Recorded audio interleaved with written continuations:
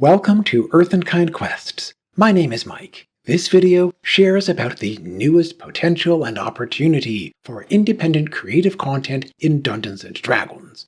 The legal business owner of Dungeons & Dragons, Wizards of the Coast, released a simplified version of the 2024 through 2025 game rules into the Creative Commons. I am happy about this news, yet oddly I have not yet seen much discussion in the online community of independent creators. Until now, the hundreds of independent creators all around the world, like myself, have been holding back with sharing new work and especially with any sales efforts. Most of us have been waiting for precisely this newest legal licensing with the Creative Commons Attribution 4.0 International License. The license is permanent, irrevocable, and recognized internationally. It refers specifically to the use of a simplified version of the game rules within a document called the Standard Reference Document version 5.2, including the bare essentials from the 2024 Player's Handbook, the 2024 Dungeon Master's Guide, and the 2025 Monster Manual. What does this jumble of words even mean? Why should anyone care about this development?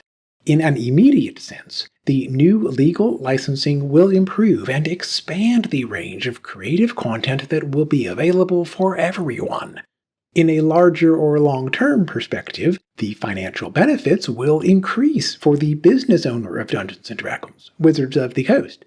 More people will enjoy playing the game in more diverse ways that otherwise would not have been possible, translating into long-term growing numbers of people who will be willing to pay for the official sourcebooks, the online subscriptions through D&D Beyond, and the other content owned by Wizards of the Coast.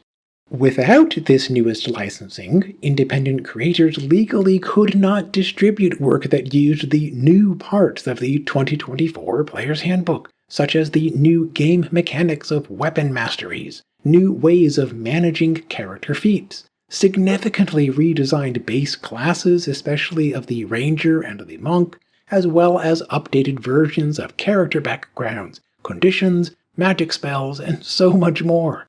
Similarly, the 2024 Dungeon Master's Guide provided new versions of magic items, a system for managing a bastion, and a formula for calculating the experience points budget of a combat encounter. The 2025 Monster Manual released new versions of monsters and new formats of the monster statistics. None of these aspects legally were included in the older license with the 2014 game rules. Some, but certainly not all, of these updates are included in the new reference document and licensing. I should caution that the Systems Reference Document, or SRD, version 5.2 is not the same as what you can see for free online in the D&D Beyond basic rules. Both of these resources provide the basic necessities for a simplified version of Dungeons & Dragons, yet some of the details are different. For anyone creating independent content, the only legally allowable material is in the SRD version 5.2. This SRD version 5.2 has been provided free of charge by the owner of the content, Wizards of the Coast LLC, under the terms and conditions of the Creative Commons Attribution 4.0 International License. While adhering to those terms and conditions, anyone can use, share, or adapt the content in the System Reference Document, provided that the output includes an attribution statement.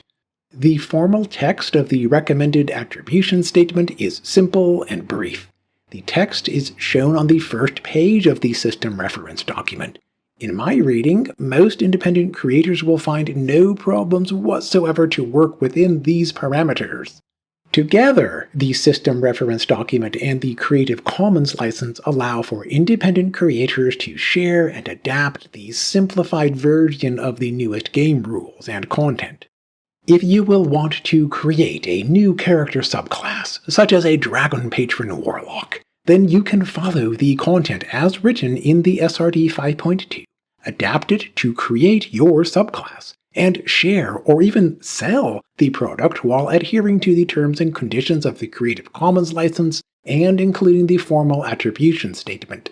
You could manage in the same way for developing other content, such as an adventure module, lists of new magic spells, compendiums of new monsters, and so on. The contents of the SRD version 5.2 are limited. Independent creators will need to check carefully about what information is included versus not included.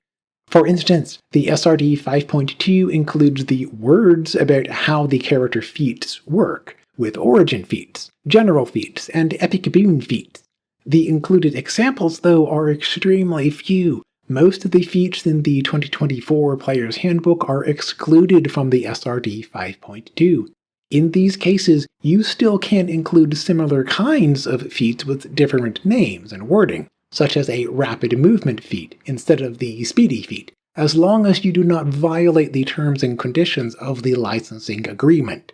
Similarly, the SRD 5.2 includes some but not all of the character subclasses, species origins, character backgrounds, magic spells, magic items, and monster statistics. If you will want to use, share, or adapt something specific, then I recommend to check in the SRD 5.2 to make sure that you can identify the content that is included here. The content in the SRD 5.2 is limited by design, as a way to protect the intellectual property and the financial business potential of Wizards of the Coast, LLC. In my view, the standard reference document, together with the Creative Commons license, will increase the financial success of Wizards of the Coast. More people legally will share their talented work with fun and innovative adventure modules, new monsters, new magic items, and so much more that Wizards of the Coast never could produce on its own.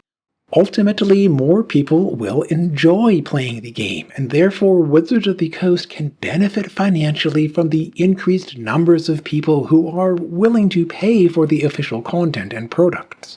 Separately, the Wizards of the Coast's fan content policy allows for people like myself to create YouTube videos about Dungeons & Dragons, as long as the community members can access for free and with the understanding that these videos are not official content of Wizards of the Coast. What are your opinions and expectations about the new licensing agreement with the updated standard reference document? What kinds of new independent creative content will you want to see or to develop on your own?